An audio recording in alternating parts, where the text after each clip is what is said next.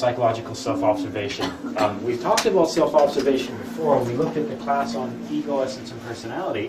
One of the things that I talked about was using self-observation to try to figure out what was going on with the various egos that we carried. I hinted a little bit at the technique, and today we'll delve in a bit deeper because it really is an important aspect of these studies. The quote for today, I love this one. If a human being says they will work on themselves tomorrow, then they will never work on themselves because there will always be a tomorrow. Right? You can substitute, if the human being says they will clean out the eavesdrops tomorrow, then they will never clean out the eavesdrop. I mean, it's the same idea, because if it's anything that we're really good at, it's procrastination. And then rationalizing afterwards why the procrastination was necessary. We're pretty good like that. This is a little thing to remember when you're at home and you're like, you know, maybe I should put some time aside to meditate.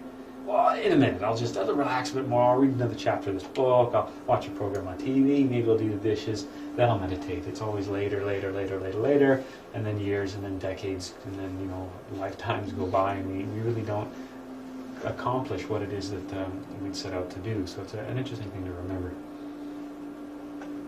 Our daily lives are a psychological gymnasium. Practical life is a tremendous school. Remember that because of karma, a lot of things that happen to us are happening to us for a reason. They're an opportunity to learn something. They're giving us a chance to uncover an aspect of our psychology, learn from it, and better ourselves. That's why all these things happen to us. That's why one of the things we talk about in Gnosis is not, hey, let's dump everything, let's run away, and let's hide in a cave. Because that really doesn't accomplish anything. All these things that happen to us, the frustrations, the successes, the failures of life, they're all opportunities for us to learn. So that's why we look at our everyday life, from getting up in the morning to going to work to coming home. It's like a workout for our psychology. Just like we go to the gym to work out and perfect our bodies, life is where we go to work out and perfect our mind. That's what we're here for. That's why we're here. That's why these things keep happening to us, so we can uncover that element of our psychology, grow and develop, and ascend back up that ladder, escaping the wheel of samsara and merging back with the source. Unfortunately for us, daily life also becomes a distraction from our true purpose. See, and we'll look at this in depth a bit later on as well, what we perceive as reality isn't actually there. Many things that we see in life are simply an illusion. They're just things created by the ego, which keeps us distracted from our true purpose and from our true task on this path. Daily life for us becomes a tremendous distraction, and instead we get caught up in things like, you know, possessions and, you know, materialistic things and friends and family and co-workers and our job, and we get caught up in all these things. And it's kind of unfortunate, because things like our job and our possessions, even people, even friends and family, they don't last forever. These things are bound to this physical plane, and, you know, a time will come when we don't have these things anymore. The greatest distraction and the barrier to inner peace and self-awareness is the ego. Okay, and that's something really important to remember. What creates the distractions, what creates the obsession with the material things, the houses, the cars, the jobs, the relationships, money, all that kind of stuff, where does that come from? That comes from the ego. What is it that prevents this inner peace? Why are our emotions always up and down, and our mood always side to side, and our thoughts always coming and going? Why are we always flying around all over the place? It's the ego. Why does our consciousness asleep and we're unaware of our true purpose, and we don't have that inner happiness and that kind of stuff? That's all the ego. All esoteric work, all true esoteric work, begins with rigorous observation of oneself. Let's go right back to class 1, Gnosis ipsum. Remember the Greeks had that phrase above the entrance to the temples, know thyself. All esoteric work begins with rigorous observation of oneself.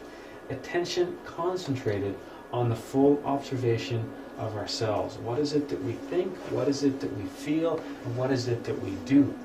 Because so many times we're oblivious to who we really are and the different impulses and motives that drive our everyday life. That's not even esoteric stuff. A psychologist or psychiatrist would tell you that. Yeah, you've got your conscious mind and you've got your unconscious mind or your subconscious mind, and you don't even know what's going on in there. Unfortunately, with the huge overwhelming chunk of your mind that's at a subconscious level, that's unfortunately where a lot of our motives and impulses come from. That's where our fears, that's where our desires, all this stuff stems from a side of our mind that we're completely unaware of. One of the key things on this path is we have to accept and prove for ourselves the doctrine of the many eyes. Now, the doctrine of the many eyes, that was the Tibetan's version of the concept of the ego and the consciousness. Now, up until this point, you've been coming to classes. I've been talking about it a lot. We've looked at all kinds of different examples and scenarios involving the ego. But to really progress on this work, you have to arrive at that conclusion for yourself. Okay, it really is one of those things, you can't take my word for it. You want to experience this directly for yourselves. And I really think a key thing on the Gnostic path is whether or not people actually accomplish this. People that don't accomplish this probably don't stay on the Gnostic path too long, and they stop coming and they go seek out another school or another path or that kind of thing. But those people, I think, that can verify this, those are the ones that usually stick around to see what else is going on. We have to stop believing we are a single individual and comprehend with direct observation that each desire, each thought, each action, passion, etc., etc., etc., corresponds to one ego or another. We have to be in a situation like when we're angry or losing our temper and suddenly have that revelation that, wait a second, what is happening here? Where did this anger come from? This is not part of me. There is something else separate from that. Yes, I have that anger, or yes, I have that fear, or whatever emotion's manifesting, but there's something else at the back. There's something else at the back of my mind, a little voice, a sense or a perception or something that tells me that I'm somehow separate from that anger. That anger isn't a part of me. It's something else. We have to attempt to separate from our psyche the diverse, undesirable elements within us.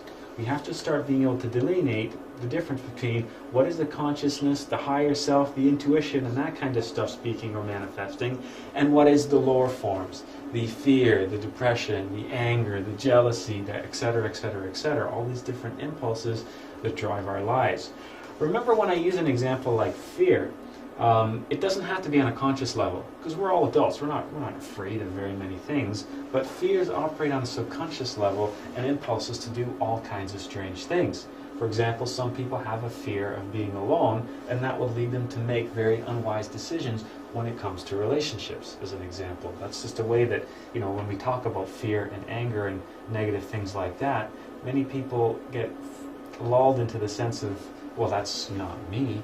I don't lose my temper and smash things and get in fist fights, therefore I am not angry. I'm an adult, there's nothing really frightens me, therefore I am not afraid. But the whole key to understanding is these things operate on a subconscious level. Really, we all are afraid of very many things. We all have issues with anger. It's just they manifest themselves in a different way. To an extreme, yes, fears manifest themselves as phobias and things that really affect our lives.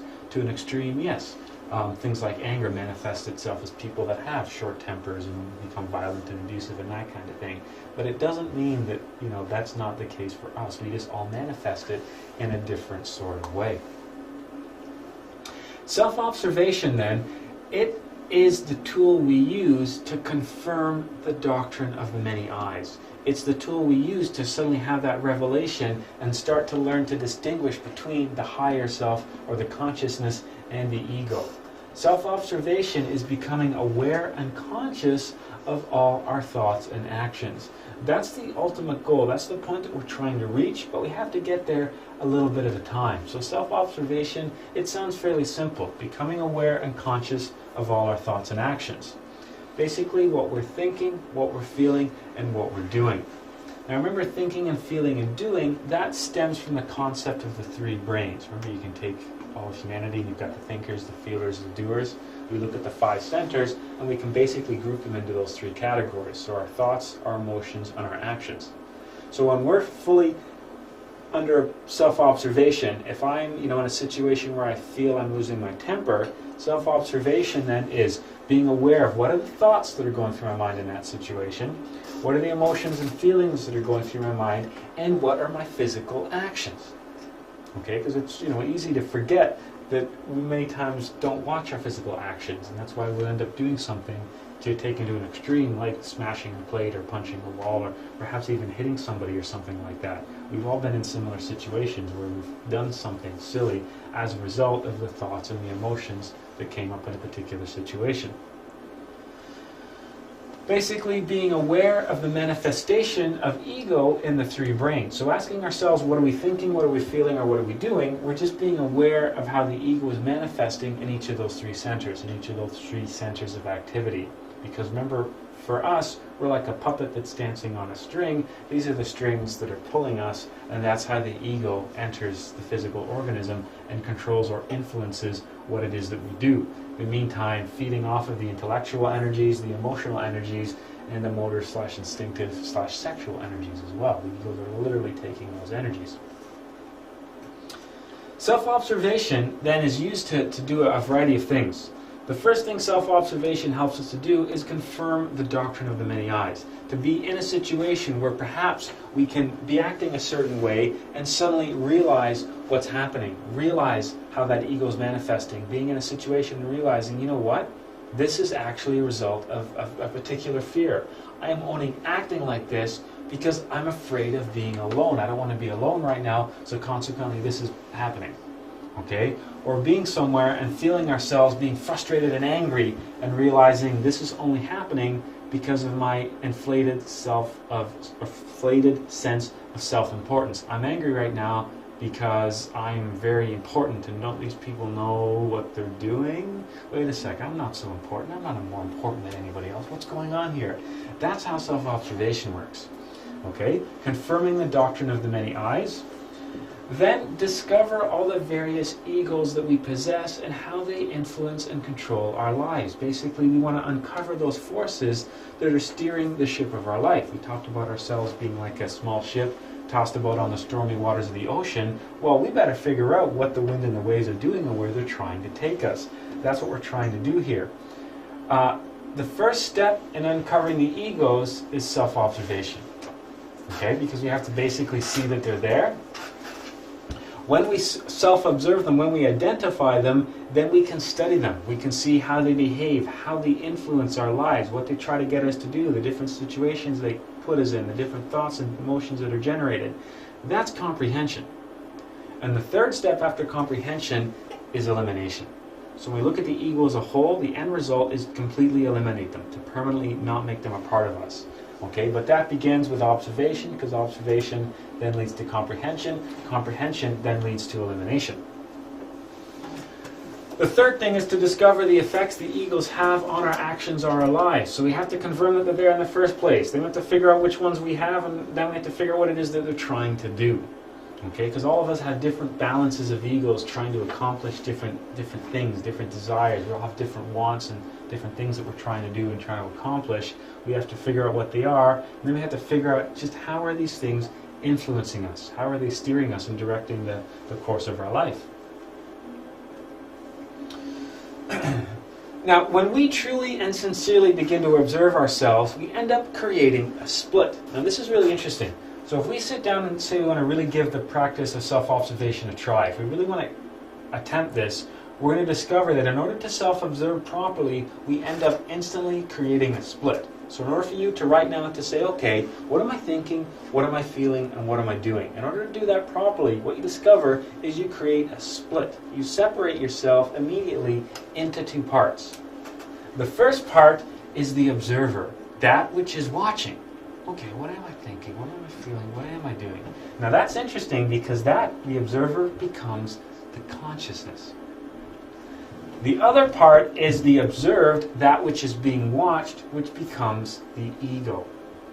When we work with self-observation, there's a couple things that happen. We create this split. First off, what that does is immediately divert the attention to the consciousness. That's like a workout. That's like an exercise for the consciousness. Usually we don't pay any attention to this, and we pay a ton of attention to this.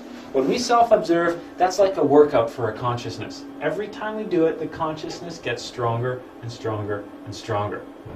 The other interesting thing that happens is when you're doing this, you're going to remain in the present moment. You're going to find yourself in the instant, not in the past, not in the future, because the consciousness belongs to the eternal instant. The consciousness is the here and now, the ego is back there and over here. Okay, that's why the ego is always trying to pull us into the past or drag us into the future. It never wants us to be here right now. That's where the consciousness lives. Okay, so for you to right now say, wait, what am I thinking? What am I feeling? Where am I? What's going on? What am I doing? What position do I have my body in? You're suddenly becoming aware and focused in this present moment. It snaps you out of that daydream of what you're going to do this weekend or what you did last weekend. Okay, so to self-observe, you're instantly creating a split. And this is a really interesting aspect of this, because this split then allows you to focus on the consciousness. Okay, because it's the consciousness that watches the ego. The ego can't watch itself. Okay, it's not the ego watching the ego. It doesn't work like that. It's the consciousness, the higher part of you, watching the lower part. Okay, so that's the thing about self-observation. Not only does it allow you to observe the ego and discover it and all that kind of stuff, it literally is like, picking up some weights and working on your arms. Over time, the consciousness gets stronger as it develops, the more you pay attention to it. The more you learn to stay in that present moment and be conscious. It's like handing the reins over. It's like handing the steering wheel of that car over to the consciousness and saying, where are we going? Okay, what's the ego doing? What's happening? So let's say in a present moment, let's say something happens that makes me angry. Okay? If I'm not self-observing, then I've identified with the ego and I'm giving into what impulses that ego has. Maybe I'm lashing out at somebody. Maybe I'm saying words that are intended to hurt somebody. Maybe I'm getting frustrated, angry, tense. My back muscles are up. I'm all stressed out. But if I'm working with self-observation in that moment, if I create that split, then I can watch these things as they start to develop, but from a different vantage point. The whole time I'm from this vantage point, I'm not identifying with this. I'm not giving into it.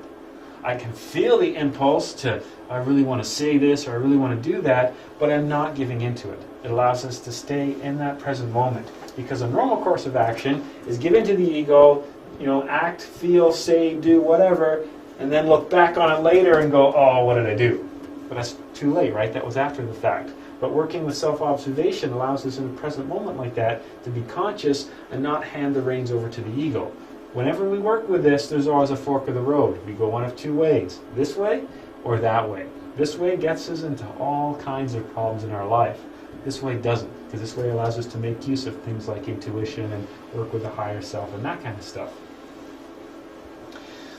So as I mentioned, the ego can observe the ego. It's the consciousness that observes it. In order for us to undergo the process of self-observation, we have to shift the attention to the consciousness, which then begins to watch the ego, which is creating a different state of mind immediately. We have to create that separation, and we'll look at the impact of what that means. We have to create that separation. That attention is directed on our interior. We have to almost fold our attention internally, and that's something that we normally don't do. Our attention's always directed externally. We never look within. And one of the things that that's allowed us to do, by never looking within, by never paying attention to our interior, what we've done is created an image of ourselves that's not very accurate. And I've mentioned this before, if we're guilty of worshipping any golden idols, it's the golden idol of the false self.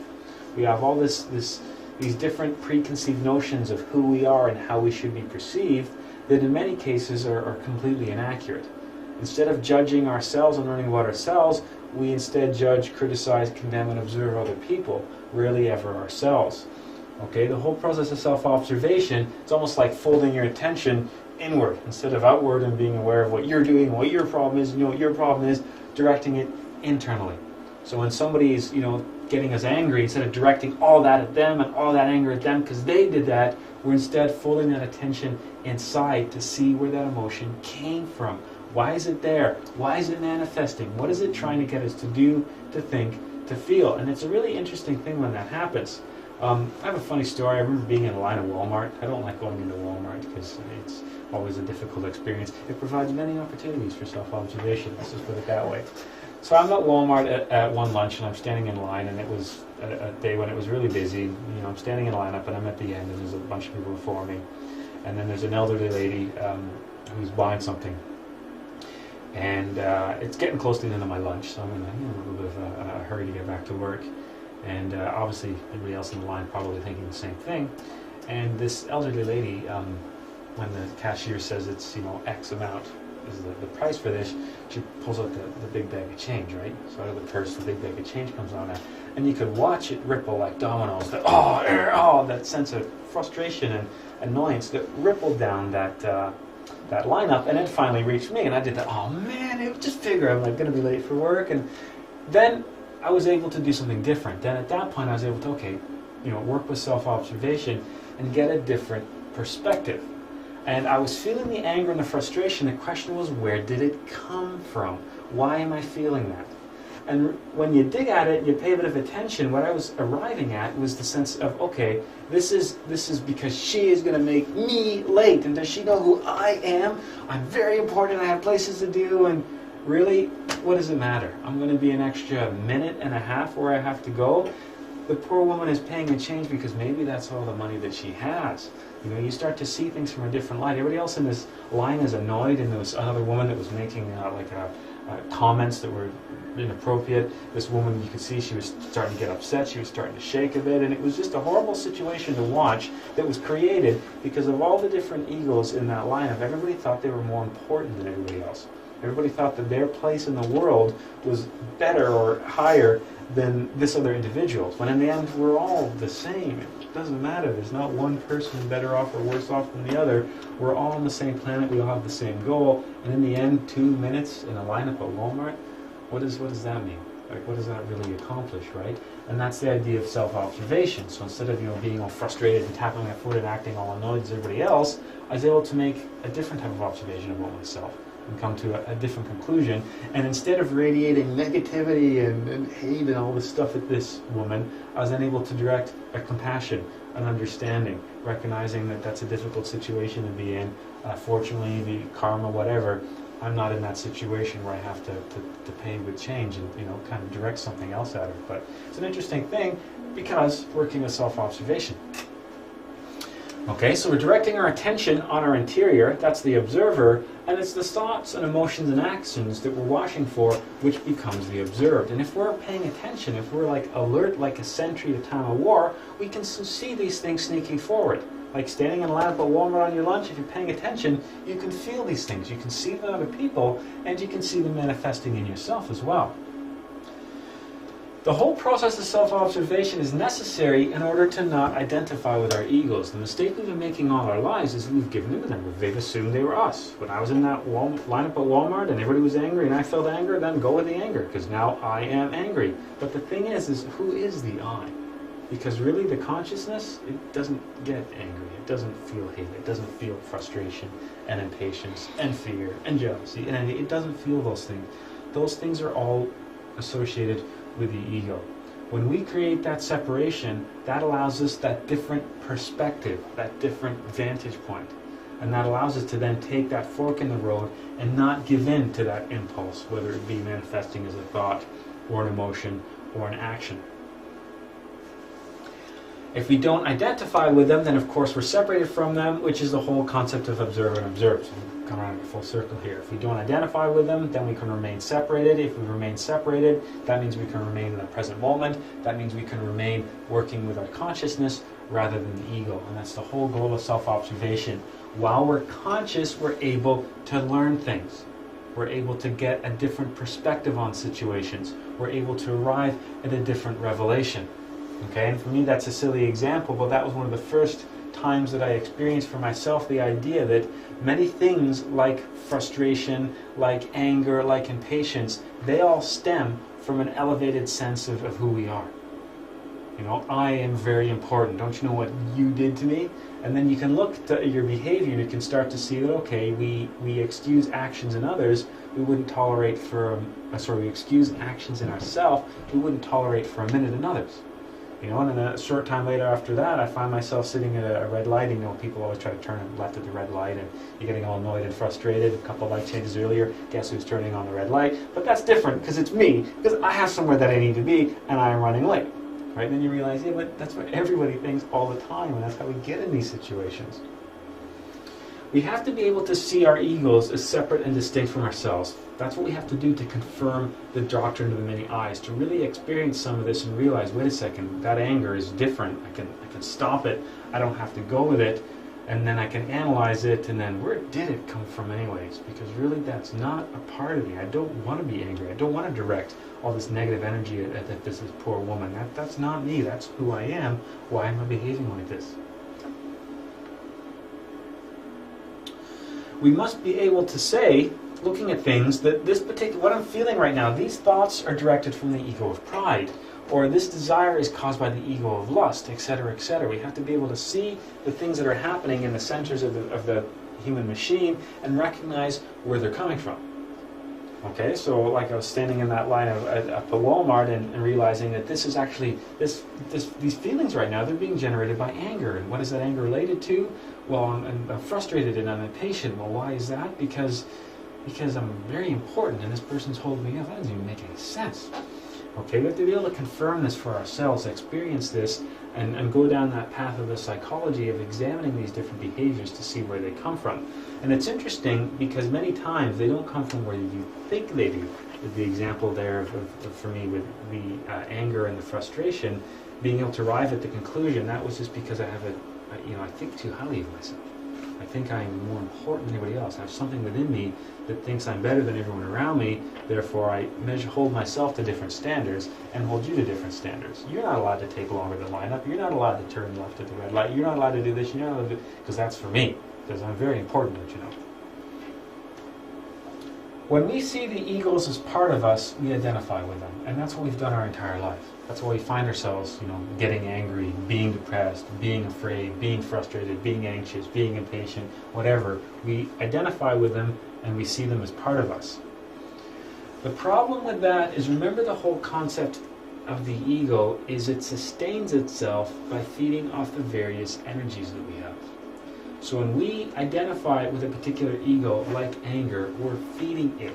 We let it manipulate our body so it can make use of those intellectual, emotional, and motor energies. When we identify with the ego, we strengthen them. We feed them. Okay, it's like having a big dog in your backyard. The more you feed it, the bigger it gets. Okay, and we've been doing that now from lifetime to lifetime to lifetime, sustaining the same egos. Okay, and in a sense, in some cases, emotions and thoughts then become like an addiction. So we can find, for example, people that have a short temper are literally almost addicted, in a sense, to the energy associated with anger. So they find themselves manifesting it all the time. People who are addicted to a negative energy like depression will find themselves being depressed all the time. Addictive is, I'm using that in a different sense here, but that's what the egos are trying to do. If we have a problem with the ego of anger, it is constantly trying to manifest itself in us. So it's finding little ways for us to trigger that anger. Okay, same thing if we have a problem with fear or depression. There's all these different things that are happening in our lives that the ego wants to associate with. So when X happens, you will be depressed. Okay, or when X happens, you will be angry. And the ego uses those little triggers to generate those emotions to allow the ego to surge in and take all that energy, be it intellectual energy, emotional energy, sexual energies, or whatever. Examples of identifying. We might even be guilty of some of these ourselves. Watching a movie and crying. That's identifying with the actors and circumstances. Okay, when we identify with that, then we undergo that whole process of crying and the associated energies with that. It doesn't even make any sense. Why would we cry because of a movie? Those things aren't happening to us. They're not real. We all know they're actors. Why do we get scared with a horror movie? We all know it's a TV. It's not real. They're actors. It's movie sets. It's special effects. Why is it we feel that genuine emotion? And that's why this culture and this humanity loves things like movies and sports events. Why do people, think of riots at soccer games and hockey, that people experience that firsthand. They see that, they identify with those emotions, and they want to feed off them. And that's same thing with music. Okay, that's why we find these things really pervasive in our society. Music is a big deal. Movies are a big deal. Sports events are a big deal. Why? Because they allow us to artificially feed on those energies. We can sit on the couch, mindlessly watching the TV, while all these egos coming out, just feeding off of all this energy. The egos are the ones that are active, the egos are the ones that are growing, and our consciousness just sits there asleep while the television screen entertains us. And some people live entire lives like that, right? So those are some examples of what happens when we identify with those egos. And we can also see situations from these examples of how the egos can associate themselves with various events and hobbies and personal circumstances that allow them to keep feeding off those particular energies. When we can start to separate the ego from ourselves, then we realize, and this is the interesting part, we realize that neither our thoughts, nor our actions, our wishes, our desires, whatever, emotions, we start to see that they don't belong to us. We start to see that they come from somewhere else, and we start to see that there's something different inside of us from that continuous non-stop barrage of thoughts, from those continuous emotions. We can start to see that there's something else, there's something more to us. And that's, of course, the realization of the consciousness that we carry within. Once we start to separate all those egos, we can see who we really are. And I've used this analogy before.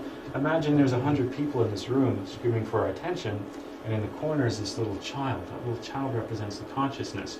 You come down those stairs, you can't even see or hear that child from all these hundreds of people screaming for our attention.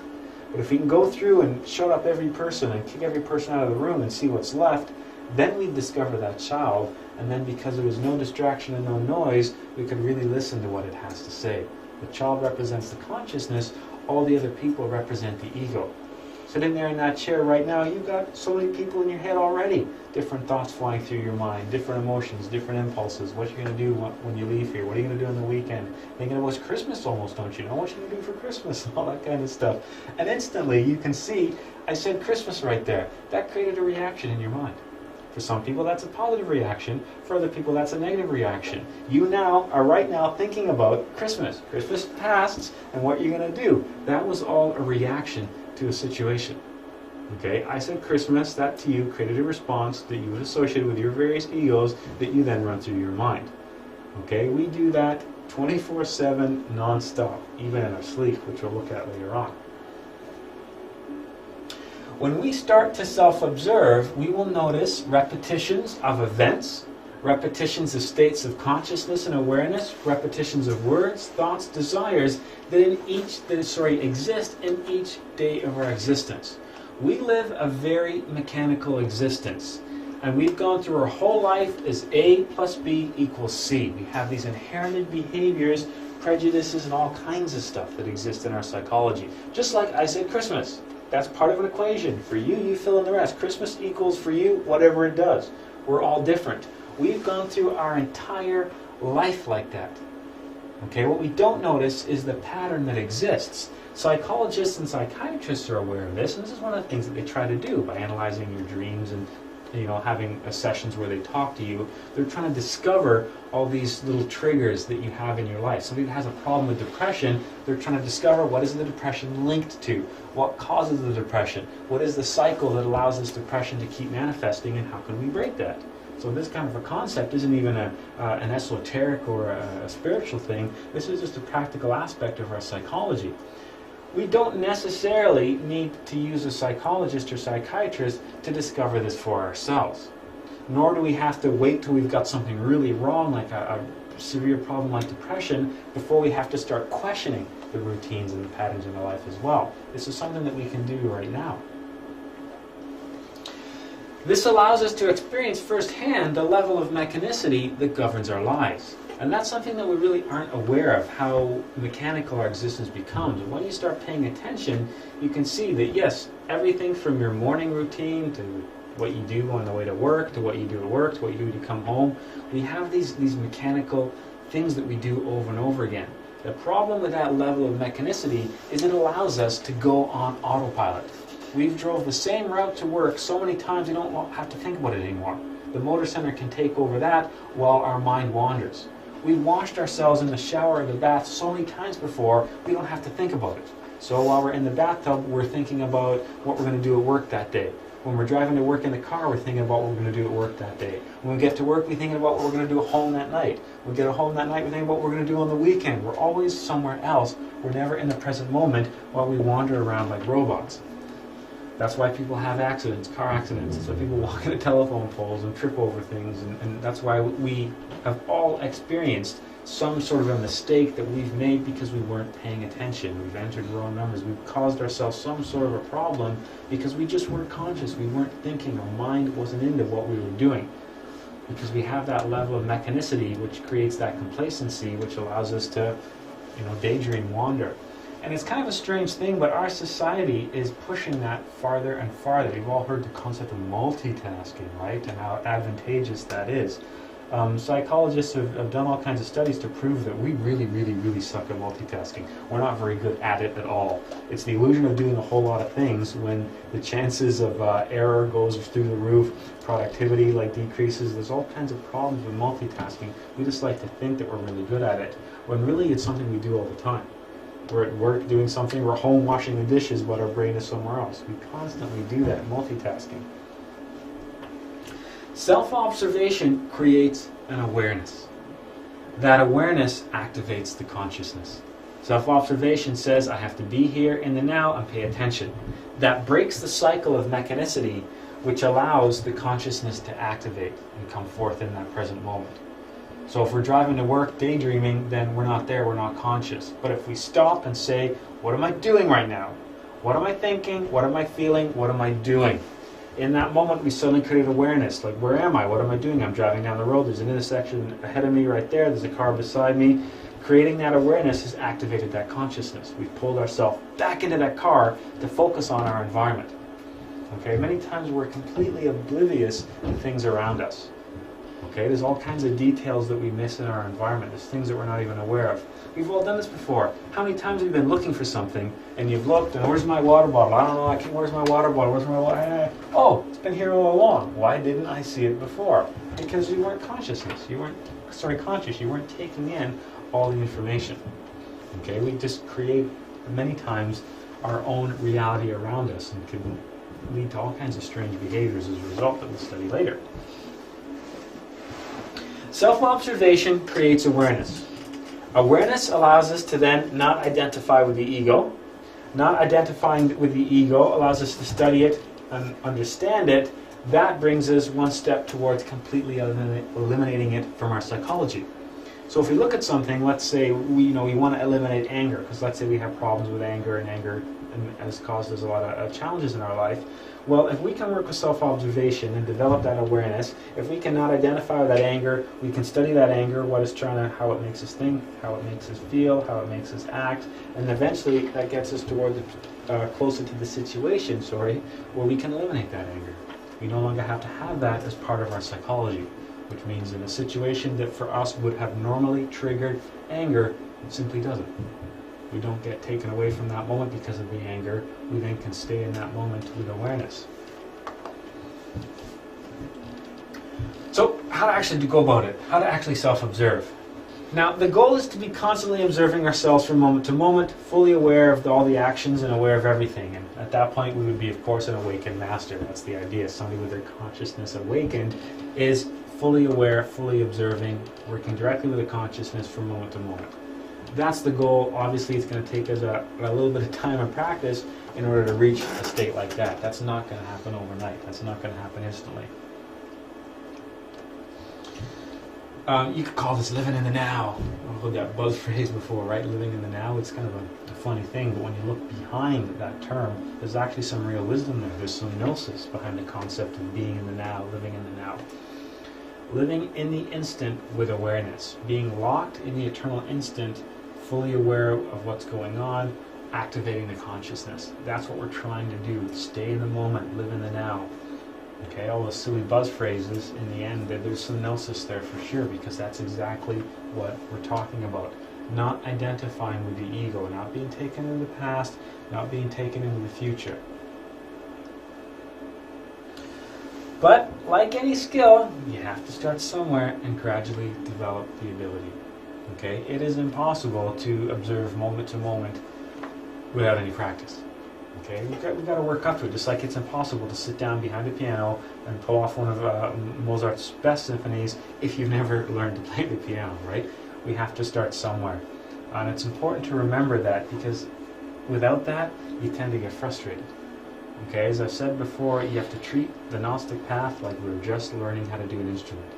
Okay, you're like 6 weeks into learning how to play the piano.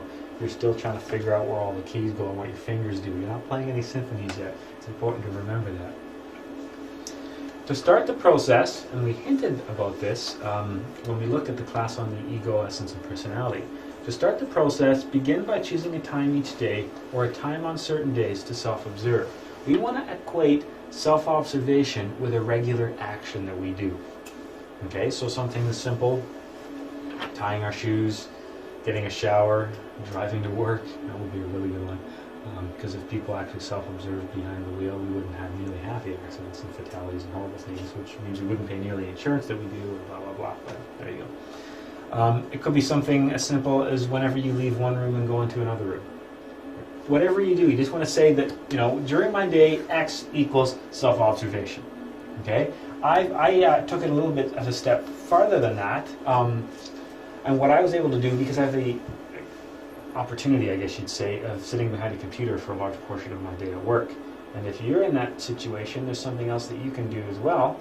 I found this little utility that I could set to put reminders on my screen every, whatever, I had to go off every half hour. So every half hour, no matter what I was doing on the computer, suddenly this little note would pop up and it just said SO with an exclamation mark. Self-observation. But everybody else in my office, they're like, why do your computer keep saying so? I'm like, never mind. This little pop-up. And every time that popped up, I would stop what I was doing and say, what am I thinking? What am I feeling? What am I doing? What are the thoughts in my head right now? What are the emotions? What's my general state of mind? What's happening? Where am I? What am I doing? How am I physically situated? How is my physical body? And then I would be able just to sit there for a few minutes from that state of consciousness. And then, of course, I'd start going back to my task, and then eventually, you know, I'd be dragged back into the world of the ego again until the next time that notice popped up. And what was really interesting is being there sitting at work with this thing going all the time, I was able to train myself to actually start self-observing. Okay? And then that leads, we'll look at this later on, that leads to a totally different state of consciousness. It leads to a different level of awareness. And we'll look at that later on when we look at the 4 different states of consciousness, because there's 4 different levels. And eventually working with self-observation allows us to have a glimpse at the state of consciousness that exists above the one that we experience right now. You can think of like the levels of consciousness like the different floors of a house. Okay, and you can, from one floor, you can kind of peek up to see what's going on in the next level. Self-observation will eventually lead us there. But pick a process. I was doing it every half an hour at work because I had the luxury to do that. That's not necessary, but it allowed me to make, because we're creatures of habit, it allowed me to make self-observation a habit.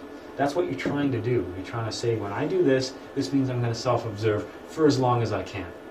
Okay? So eventually you're going to slip back into your regular state of consciousness because of the strength of the ego, but we want to start that.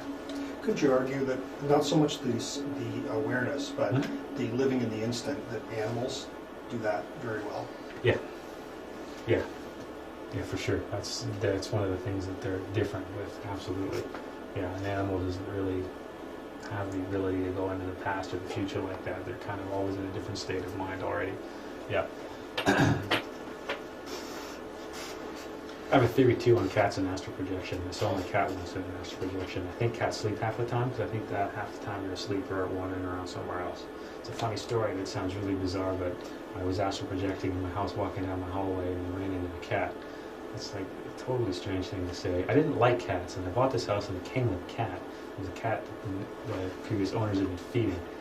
And I didn't really like, I didn't want to mess with animals and litter boxes and that kind of stuff. But this cat ended up in my house. It kind of weaseled its way in, and I was letting this cat live with me, and I kind of, cats are kind of, I didn't get cats. And you know, the ancient Egyptians revered cats, and cats have worked their way into folklore and anything to do with, you know, magic and the occult and whatever. They've always been cats. I never understood that until one day I'm after projecting in my house and I ran into the damn cat that looked at me and meowed and walked by.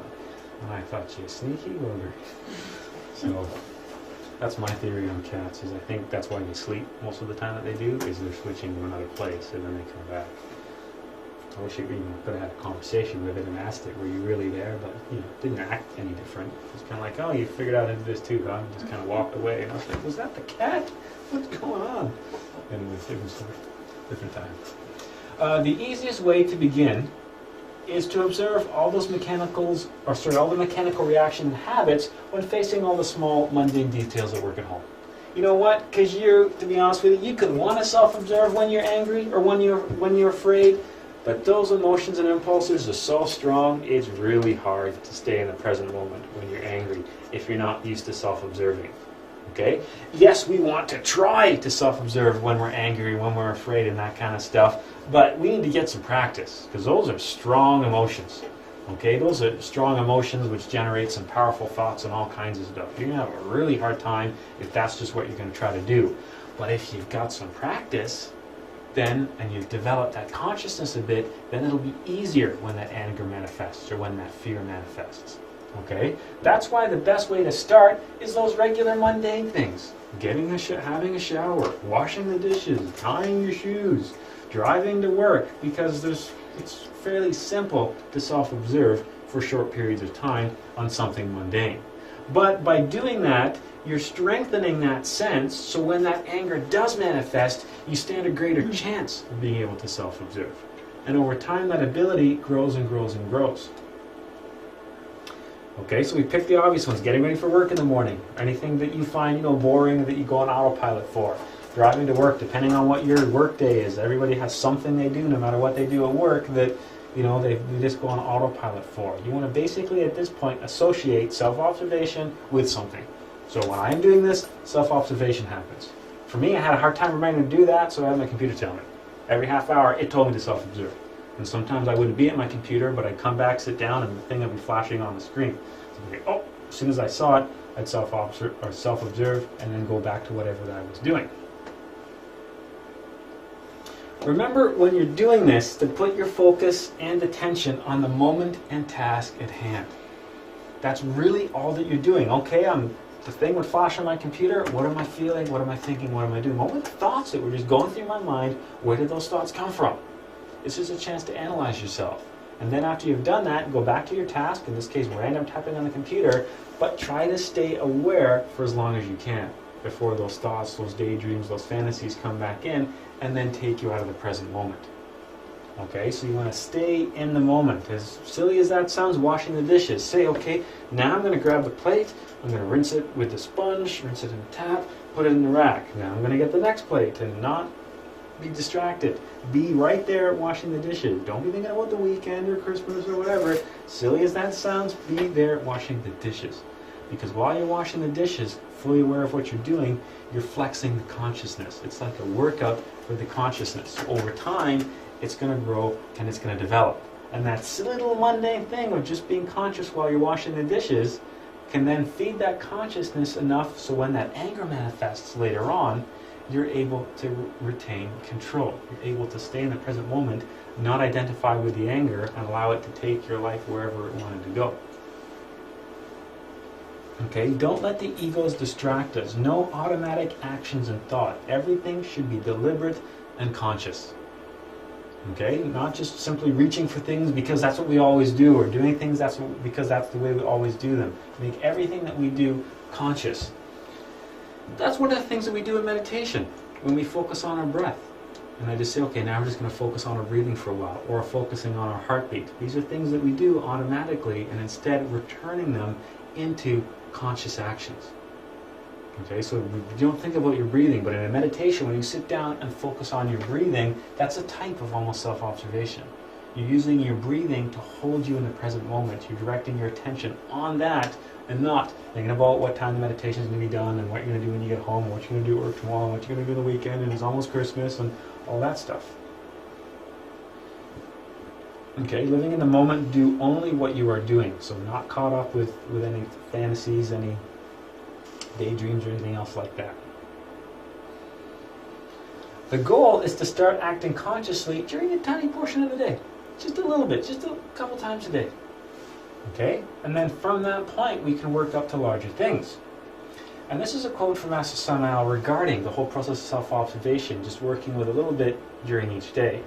A single moment in which one is conscious and stops being a machine by choice will radically modify many disagreeable circumstances. Okay, so that becomes a launch pad for all kinds of revelations and things. So just simply deciding to self-observe while we wash the dishes, while we tie our shoes, while we drive to work, whatever it is that we do, that will end up leading to a point where we can radically modify many of the circumstances in our life. Because by strengthening that consciousness and developing this sense, later on it'll allow us to see a fork in the road It's situations when we would be angry or afraid or envious or whatever the particular circumstance. The worst circumstances of life, the most difficult times, offer the best opportunities for inner discovery and self-observation.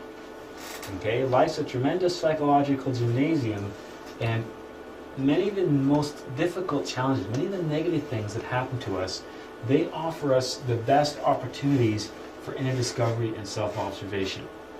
Okay, it's a difficult place to get to, but if we don't identify with those situations, we'll discover with astonishment eyes that we didn't even suspect existed. Okay, and understanding those egos then allows us to understand and start to work with karma as well, because many of the really difficult circumstances that happen to us are karmic.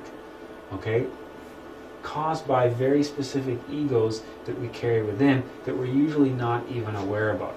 Okay, so a lot of times the most challenging circumstances we have in our lives, they offer the best opportunities for inner discovery. Okay, they're usually more the most difficult ones to study, especially if you haven't tried to develop that sense. Okay, because many times the difficult circumstances in our lives, they're caused by the most problematic egos that we have. We all probably know somebody in our lives that has problems because they can't control their temper. They create all kinds of difficult situations due to that.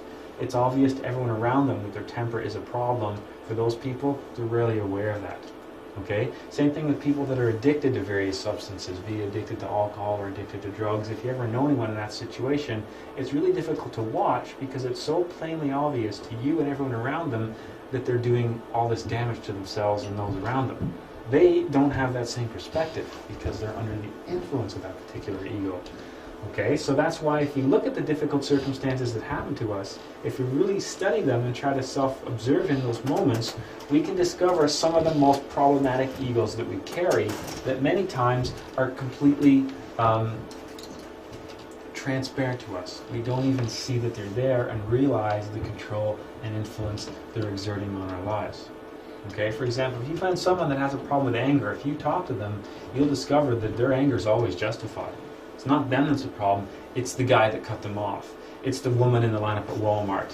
It's the gas company, it's the HST, it's whatever. There's always some reason why they're angry, and they feel very justified in that because they're not even aware of the mechanics of anger and the associated egos.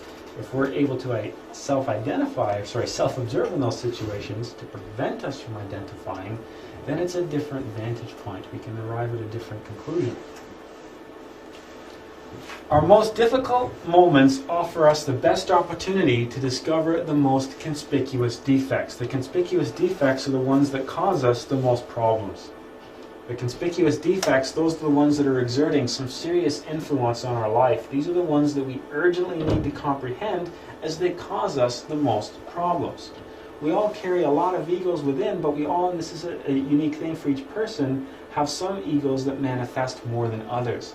Have some egos that are stronger because we've been feeding them lifetime to lifetime more than others. We can usually spot these in other people, but very rarely can we spot these in ourselves. So we can look at it, we can analyze our co-workers and our friends and our family, and we can, see what's wrong with them and why they're doing this and why they're doing that, and if they'd only realize or if they just see, and we can do that easily with other people. We never do that with ourselves. Yes? Can you just remind us what the egos are again? There's 5 of them? The best way to look at the egos is what Christianity gave us with the 7 deadly sins. Oh, right, the 7, okay. Yeah, you can look at them as like the heads, and then they all branch out. So, for example, under something like like you look at anger, we'd find all different things associated with violence under anger as an example. So you think of the 7 deadly sins as like the generals, then they each have an army underneath.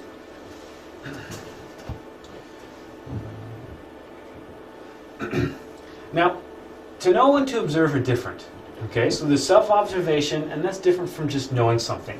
Many people confuse observation of oneself with knowing oneself.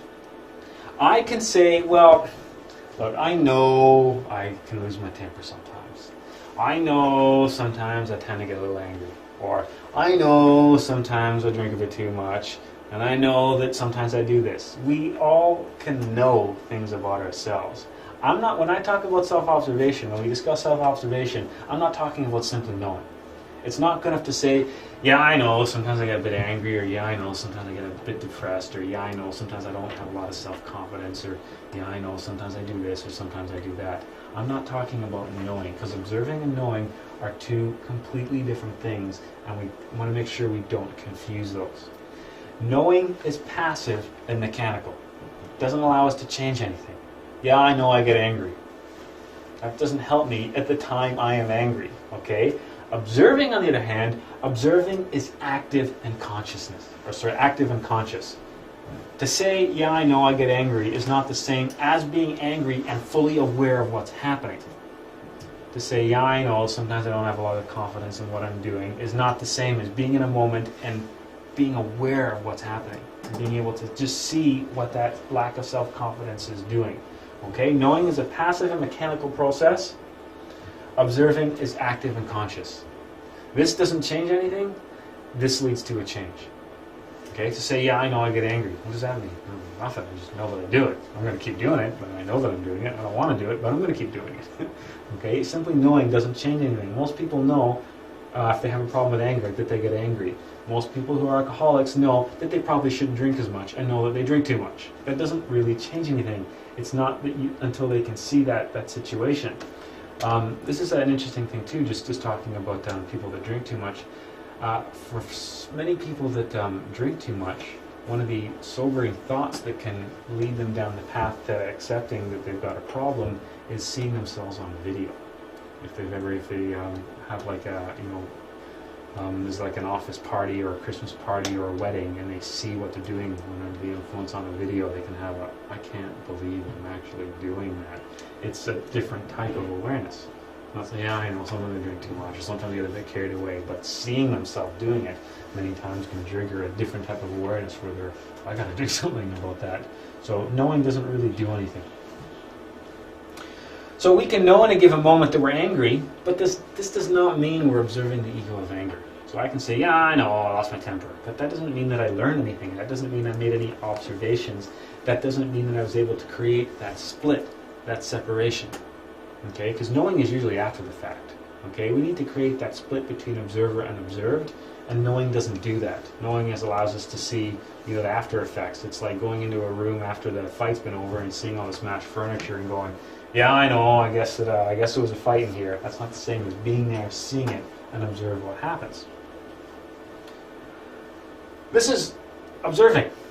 What caused the ego? And that sounds like an easy question, but many times that can lead to all kinds of places you wouldn't even imagine. Okay? What caused the ego of anger? What thoughts are created? How does it make us act? How does it make us feel? What changes or change has it produced in our personality? How is it affecting our relationship with the exterior world? What habits does it create? Etc., etc., etc. This is observing. So there I am standing in the lineup at Walmart. It's a silly story, but there I am standing in the lineup at Walmart, and I feel that sense of frustration when that bag of change comes out. This is the type of thing that you go down, well, why am I feeling that frustration? What is actually happening? What am I doing? This was my body language. I'm like, what am I doing? Why am I doing that? Loosen up. Like, what am I doing? You're scowling at this old lady for? Why? I don't want to do this. I don't want to direct this at another human being. Like, why am I doing this? What kind of karma am I accruing for myself by making a person feel ashamed or feel embarrassed? I mean, what is happening here? I'm standing in a line for a Walmart. This is silly. What's going on? That was all created from these types of questions. To get back to my work and go, wow, yeah, I know, I was pretty mad in that line at Walmart. That was crazy. Well, that doesn't allow me to reach any revelation.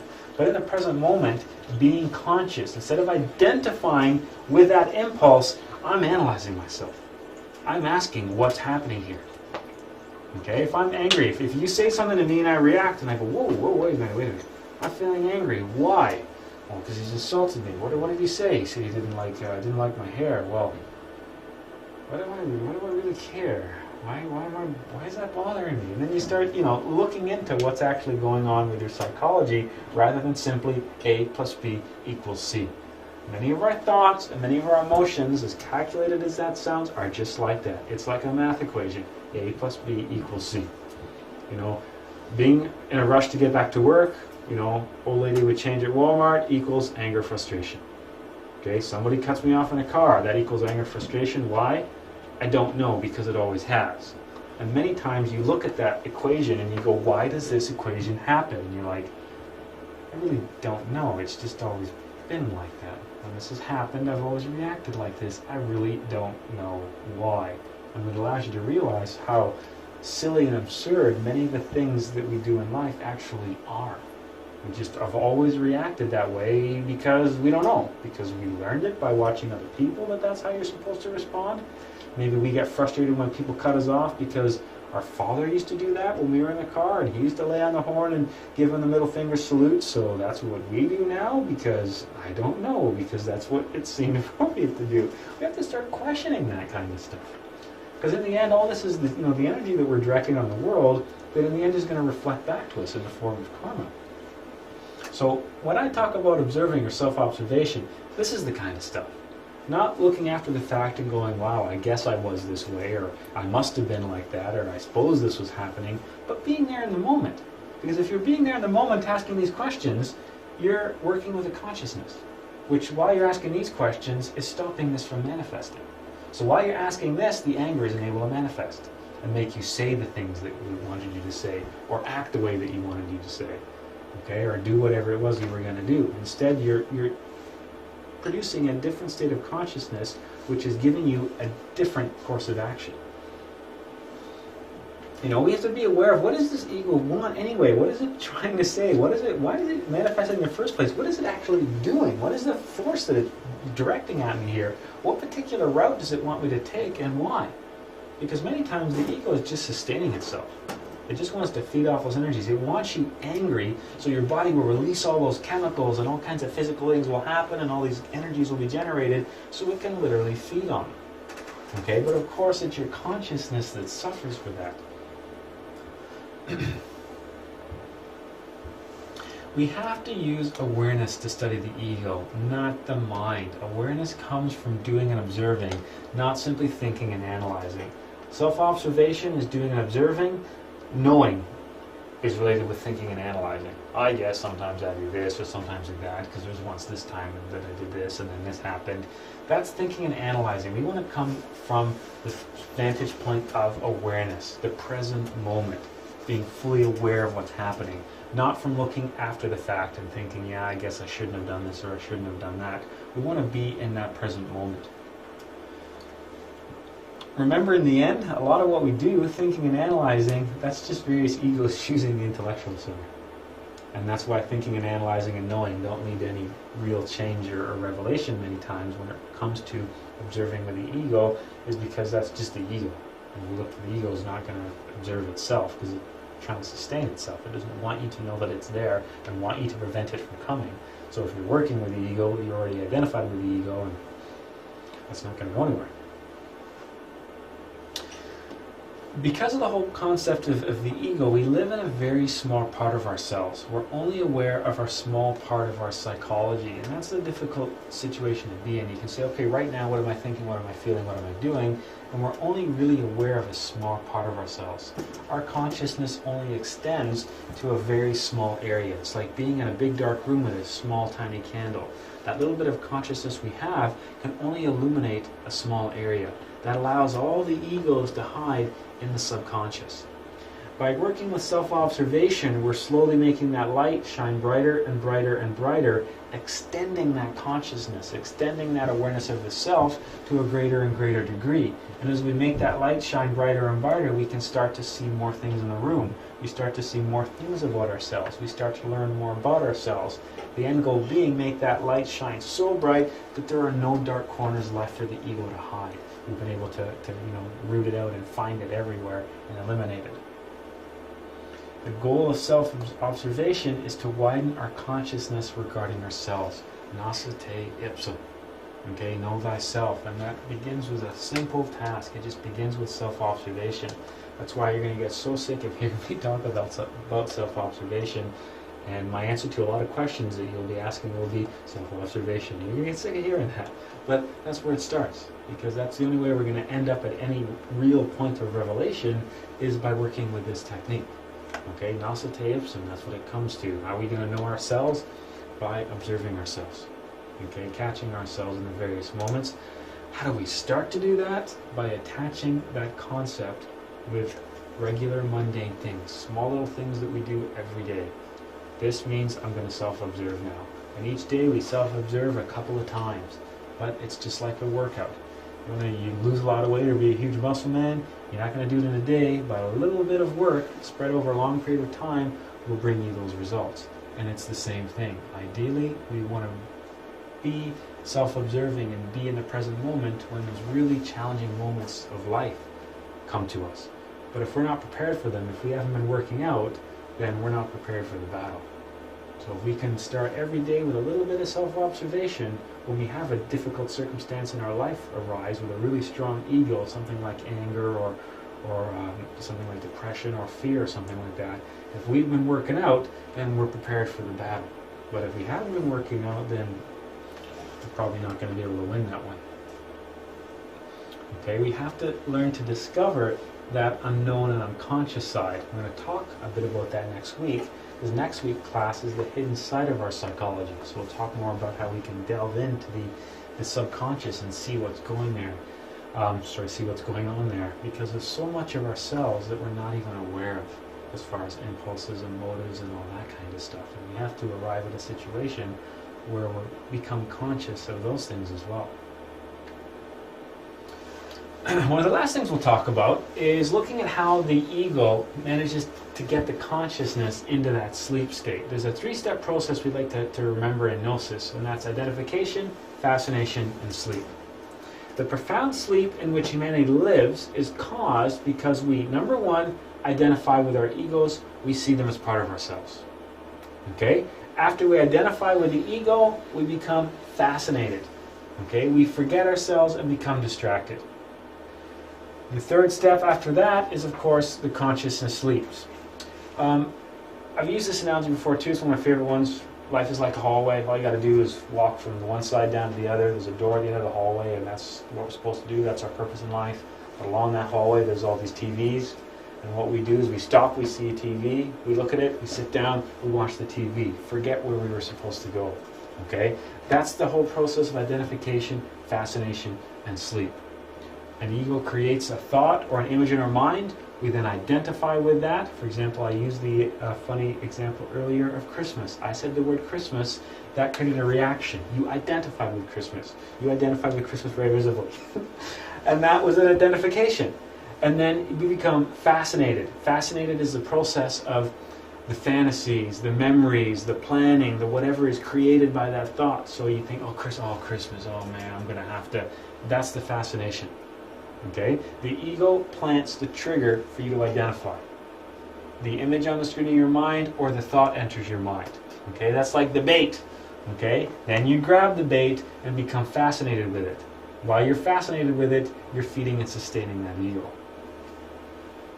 For example, the alcoholic becomes fascinated by drinking, bars, and his drinking companions, as an example. The vain woman becomes fascinated by her appearance. She's constantly identifying with all those egos related to how she looks and the purchases and things she needs to do and makeup and all that kind of stuff. The rich become fascinated by money and possessions. So these are things that they constantly think about, things they constantly strive for. Their psychology, you'd see a ton of egos planning all kinds of baits related to that stuff. And these you think of as negative. You are, alcoholic is bad and vain is bad and rich isn't so great either. But then you forget that we can be fascinated with all kinds of things. The honest worker is fascinated by a hard day's work, as an example. It doesn't have to be negative. Okay, remember, when we look at the ego just as negative, we tend to do that so we can exclude ourselves from it. Well, he keeps talking anger. I don't get angry. I don't, hit people. And he talks about lust, but I'm in a monogamous relationship. I don't have a problem with lust. And I don't have a problem with drinking too much. And I'm really not afraid of anything. There's a real danger that we look at all this stuff and go, well, that's not me. It's probably these other people in the room, but it's not me. But we can become fascinated by many things. They don't have to be negative. They don't have to be bad and problematic like alcohol or drugs or something like that, or anger. There's all kinds of things that fascinate us. Like the silly example of Christmas. It's a trigger that we react to. Our thoughts and our feelings many times are simply reactions to circumstances outside of our control. Okay, I said Christmas, you reacted to it. That's either a pleasant thing or a negative thing based on your experience. That created a reaction in you that you then became fascinated with. It was just a response to something that was there. Fascinations are the things in life which distract and consume us and prevent us from seeing our real purpose. And we're all different for everybody. We all have our different distractions. These are the things which we think about. These are the things which we do that take us away from the present moment, that take us away from that consciousness and keep us in that profound sleep state. Okay? Keep us in that lower state of being. Because that's the problem with being unconscious, is it's a lower state of being. It's a very low state of consciousness. And from that vantage point, we can't see many things. We can't experience many things. From the low state we find ourselves in, we can't experience reality. We can't experience the truth. So we go around walking in a daydream all the time. What we're trying to do is elevate our level of consciousness to a different state, allowing us to perceive more of the reality around us. Yes? So ultimately the real purpose is to reconnect to the source. Mm-hmm. And anything distracting from that purpose should be discarded, Mm-hmm. right? Yeah. Such as family, such as all other things. We'll talk Studies. a little about that later on, because many times, and this gets a little bit difficult, especially at this point to consider, many times the people around us, we have attachments to, right? And we have to remember sounds like a negative thing to say. It's difficult. Obviously, it's a sensitive subject as well. They're just belonging to this physical world, right? So yes, we can become attached to cars, but we can also become attached to people in the same sort of a sense. Men especially can take this to an extreme, and they can treat women and their spouses as if they were possessions. Everybody kind of relates to that idea. But we can do that with our significant other as well. We can become attached to them in the physical sense and not develop and grow with them in the spiritual sense. And we're going to look at later on how we can take the relationships that we have in this world and how we can elevate them to a different level as well. Because many of the relationships that we have with people are just ego-driven relationships. The connections we have with people are experienced many times on an egoic level, not on the spiritual or not on a higher level. So that's kind of leading into what you were talking about.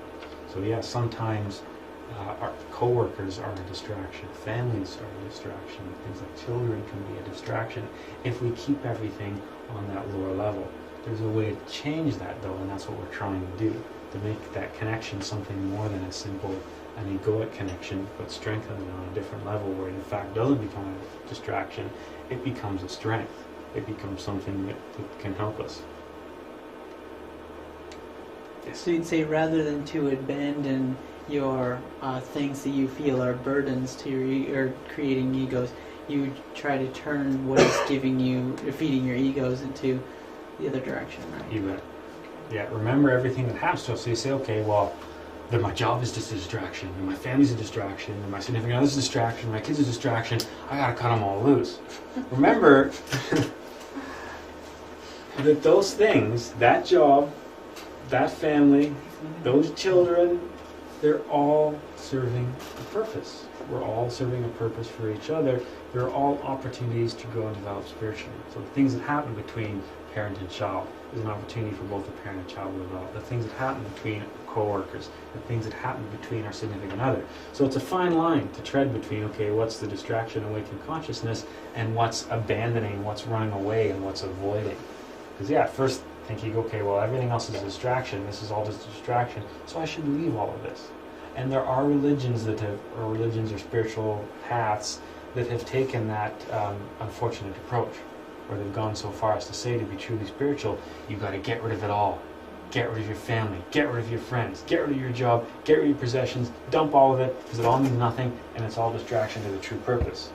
But that's one extreme, and that's missed the whole idea that we have to experience the things that we have, we're experiencing karmically. So the family that we have, there's things that we have to learn from them. There's situations, there's circumstances that arise that we have to self-observe to discover an ego, to eliminate that ego, to change the karma, and to change the lives of those around us. You can't simply just walk away from all of that, because then you're just doomed to repeat it the next life. Okay, many times we've been doing that time and again. We have to actively engage the circumstances around us so we can self-observe and use these opportunities. And it sounds like kind of a selfish thing, but remember, Gandhi, be the change that you want to see in the world.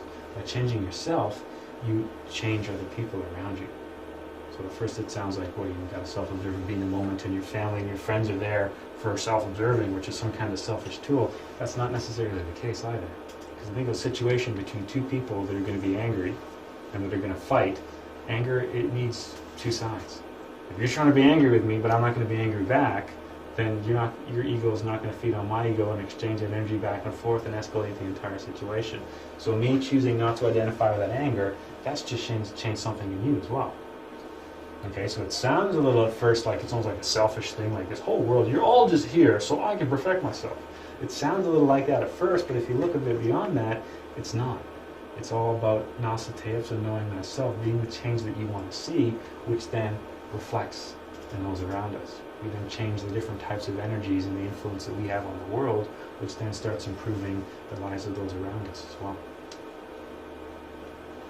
Okay, get back here.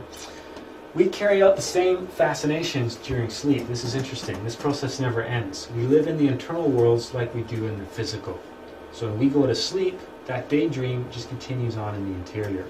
So the daydreams that we have during the day, everything that we think, the fantasies, they become the reality that we experience at night. We've all done this. Had something on our mind when we fell asleep and ended up dreaming about it. We've all done that. Those fascinations that we have during the day, they become the reality that we experience in the astral at night. The internal worlds, that's an analogy for the astral. We'll look at this later on. We'll look at the class on dream yoga, which is coming up in 2 weeks, I believe. When you go to sleep at night, you're in the astral. That's where you are. And the difference between the astral and the physical is the astral conforms to your thoughts. The reality you perceive in the astral, basically your thoughts become reality there. And it takes some practice to discern, your thoughts and your own projections from the true material of the astral plane, and we'll look at that later on. Studying our dreams, consequently, can tell us a lot about the hidden side of ourselves. Okay, and the self-observation and being aware of ourselves, we want to extend, we'll look at this later on, we want to extend that into the process of dreaming as well. And looking at our dreams, and we'll talk later on about keeping a dream diary and that kind of stuff, we can learn a lot about our psychology from our dreams. Because many times egos that we don't see manifesting in our day-to-day life, we can catch manifesting in our dreams. We can discover that they're there. I know somebody, this is actually somebody that I work with, he's a very laid-back, very, calm kind of person. If you met him, you'd say he's a nice guy, he's cool, he's collected and that kind of stuff. But his dreams are all violent and angry and all this other stuff. So you'd see this guy, and he says, nothing bothers me, man. I'm relaxed, just chill, nothing bothers me. I'm calm. Why get angry? Why get upset? And so he's convinced he doesn't get angry and get upset. And if you knew him, you'd convince, hey, this guy doesn't get angry, doesn't get upset. Well, you should hear when he starts talking about what he dreams about.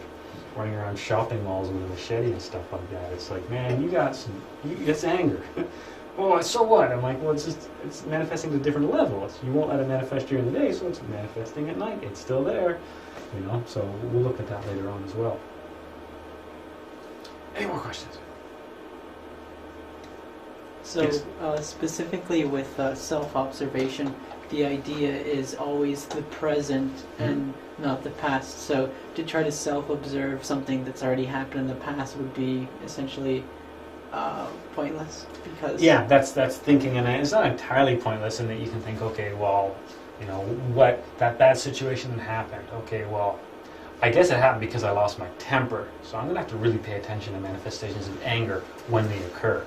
You could use it in that extent, but for any kind of real change or revelation, it won't come, because that's just like a thinking and analyzing process. But it's not a complete waste of time. I can think of instances when I've done it in my life, looked at a situation when I really didn't like the way that happened. How did I end up in that? And you think, okay, well, I I think it was related to blah, blah, blah. So I'm going to see if I can catch that next time that happens. So it's not entirely, it's not a negative thing. And it's also something that you can do actually in meditation. We'll do this in a few weeks, but you can go into meditation and look at a situation and try to extract some of that out of it that way as well. Just go into meditation on a difficult circumstance and try to look at it from a different perspective to try to get a sense of the ego that was manifesting and what it did and how it influenced the decision and everything. Okay, let's take a 5-minute break and then we'll do our meditation.